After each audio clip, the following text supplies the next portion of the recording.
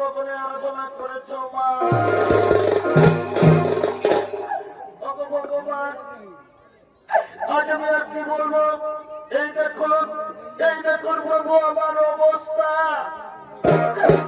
আজ আমার পুত্র দেবরাজিন্দ্র আজ আমার গর্ভের সন্তানকে পৃথিবীর আলো দেখতে দিল না। আজ আমার গর্ভের সন্তানকে গর্ভেই নষ্ট করে দিল। ভগবান আপনারা বিচার করুন, আমি কি দোষ করেছিলাম যে আমার গর্ভের সন্তানকে পৃথিবীর আলো দেখতে দেওয়া হলো না? কেন কেন আমার গর্ভের সন্তানকে গর্ভেই হত্যা করা?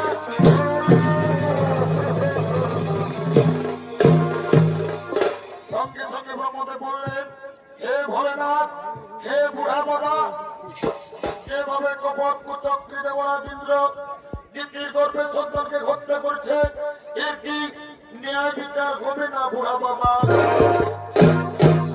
সঙ্গে সঙ্গে বাবা ভোলেনাথ বললেন, শোনো শোনো দেবগণ, যেভাবে কপট কুচক্রী দেবরাজেন্দ্র দ্বিতীয় গর্ভের সন্তানকে হত্যা করেছে, ন্যায় বিচার অবশ্যই হবে, কিন্তু ন্যায় বিচার করবেন কর্মদাতা শনিদেব।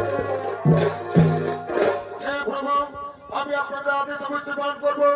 আমার কাছ থেকে দেবরাজেন্দ্র কিছুদিন রেহাই পাবে না। ভগবান তুমি আর কি আমার, তুমি ধৈর্য করো। আমি ন্যায় দাতা সূর্যপুত্র শনিদেব আমার কাছ থেকে কেউ কোনোদিন রেহাই পায়নি, দেবরাজেন্দ্র রেহাই পাবে না। সরো সরো দেবগণ, বিলম্বে না হয়ে প্রয়োজন। এবার চলো নিজ নিজ আলোয় করি ভগবান।